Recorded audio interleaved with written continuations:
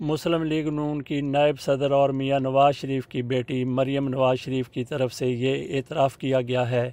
یہ نادانستہ آپ سمجھ لیجیے، یہ کہا گیا ہے کہ ان کی حکومت کا خاتمہ کیوں ہوا تھا، میاں نواز شریف کی حکومت کیوں ختم ہو گئی تھی، کیوں الٹ گئی تھی۔ انہوں نے پریس کانفرنس کرتے ہوئے میاں شہباز شریف کے ضمانت مسترد ہونے پر ان کو گرفتار کیا گیا، تو اس موقع پر انہوں نے ایک بڑی طوفانی پریس کانفرنس کی، جس میں انہوں نے آغاز کرتے ہوئے یہ کہا پریس کانفرنس کا کہ حضرت علی کا قول ہے کہ کفر کا نظام تو چل سکتا ہے، ظلم کا نظام نہیں چل سکتا۔ ان کا اشارہ شاید عمران خان کی طرف تھا، ان کی حکومت کی طرف تھا۔ تو عمران خان نے کون سا ظلم کیا ہے؟ ظلم تو وہ ہے جو ان کی طرف سے، ان کی پارٹی کی طرف سے، رانا ثناءاللہ، شہباز شریف، جب میاں نواز شریف وزیر اعظم تھے،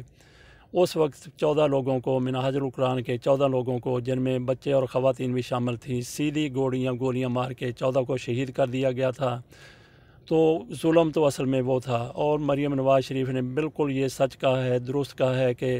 کفر کا نظام چل سکتا ہے لیکن ظلم کا نظام نہیں چل سکتا، اور شاید اسی ظلم کے نظام کی وجہ سے میاں نواز شریف کی حکومت کا خاتمہ ہو گیا،